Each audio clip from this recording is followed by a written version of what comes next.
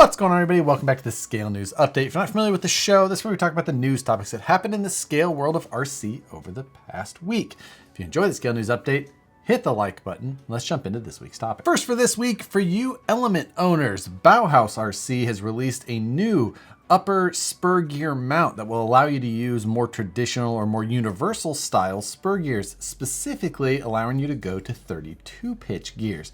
The Stealth X ships in all of the vehicles with 48 pitch gears, reusing gears that Associated already had made and that are being repurposed under Element, but there wasn't a 32 pitch option that you could easily drop in the past. So now you're able to drop those in. This is a lockout style setup, so you don't have the slipper setup any longer. You've got to have a slipper. This isn't the setup for you, it would appear, but 32 pitch going to be much stronger than the 48 pitch. Obviously, most cars that you would directly compare to the Element all ship with 32 pitch. So Element kind of the one holdout in that 48 pitch world. Now you have an option to get rid of that. If you're interested in this product, I'll link to where you can find more information on it or where you can buy it, as well as links to the rest of the stories that we're going to talk about today in the description below. Last week, we talked about a new RC called the Tank 300, and it wasn't immediately clear who was coming out with it, but it does appear that it is coming from Traction Hobby. The Tank 300 is a licensed model from a vehicle that is made specifically in China. Doesn't appear to be widely distributed elsewhere, but Tank 300 is an actual vehicle licensed out there. Was able to find a number of videos of those out in off-road get-togethers. Pretty interesting, just a vehicle I had never seen before. Traction Hobby put out a new video last week showing the lighting functions that are going to come on that Tank 300. And it's a very odd video. It's an even more odd lighting system choice that's going in this vehicle. The video that they put out appears to be very, not photoshopped isn't the right word, but animated, or, you know, it doesn't appear to be the actual functions of the light. It appears that they're, you know, showing it off in a computer generated type of way, but it's showing turn signals in low beam, high beam, to be expected, blinkers even to be expected. But the most interesting part seems to be like the police lights and the Knight Rider style light bar that starts going in the grill of this vehicle, as well as the Raptor light style ambers that are across the top side of the grill. It seems that they just threw in every possible option for what light kits could be, and they just packed it all into the grill of this Tank 300. A very odd lighting kit.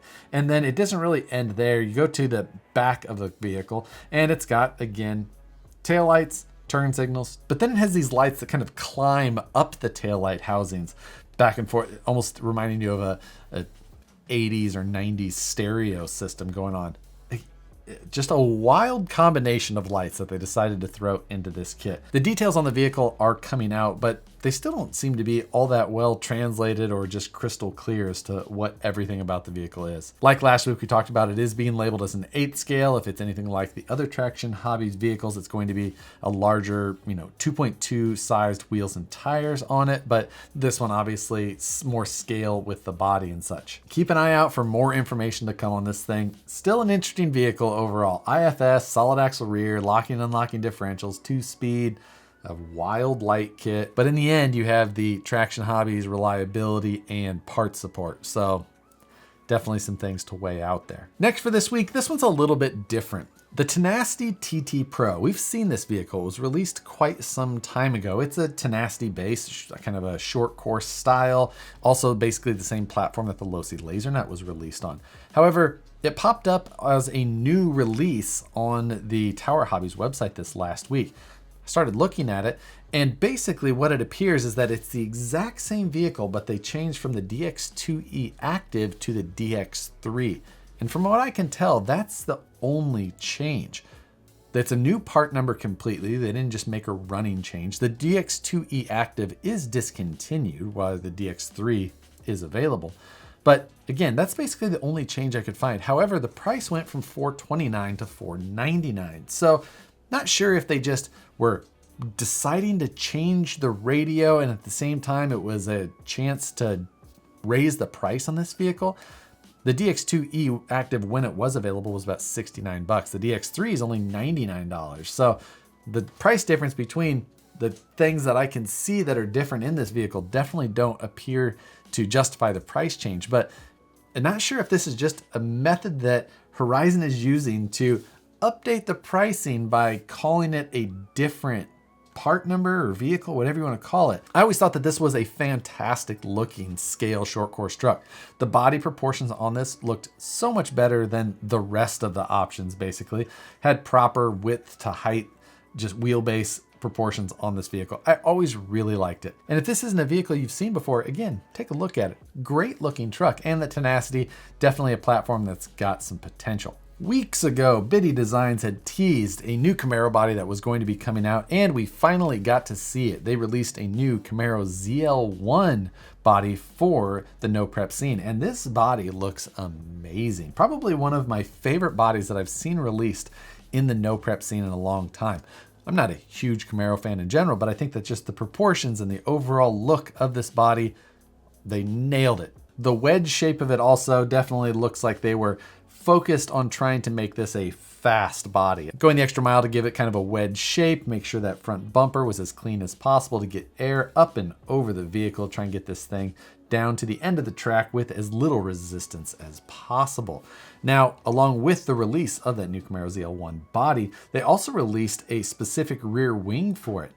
Oftentimes when you're buying these no prep bodies, you either have to make your own rear wing or buy a Lexan rear wing option from somebody who produces and sells them. Not often do the wings that come with the body or are made by the manufacturer after the fact, not often are they very effective in trying to make these cars as fast as possible. But this one does appear that they went kind of to that level of making it competitive. They also note in the description that they made it to closely meet the rules that have been published for 2021 already. So looks like they tried to make it big and competitive and right to the rules. These products are currently on pre-order. If you'd like to get in on the first batch, probably something you should jump on as soon as possible. I've linked to them in the description below, along with the rest of the stories. This week, Reedy released their own specific drag racing ESC called the Blackbox 850R. There haven't been all that many drag racing specific ESCs released. There is the DRK, which seems to be a popular choice, but beyond that, not too many that have been specifically labeled for drag racing. This one is now joining those ranks. It appears that it's got programmable firmware that you can control a number of different features that are commonly tweaked for this. I imagine they'll be similar to the timing and boost settings that we've seen in others.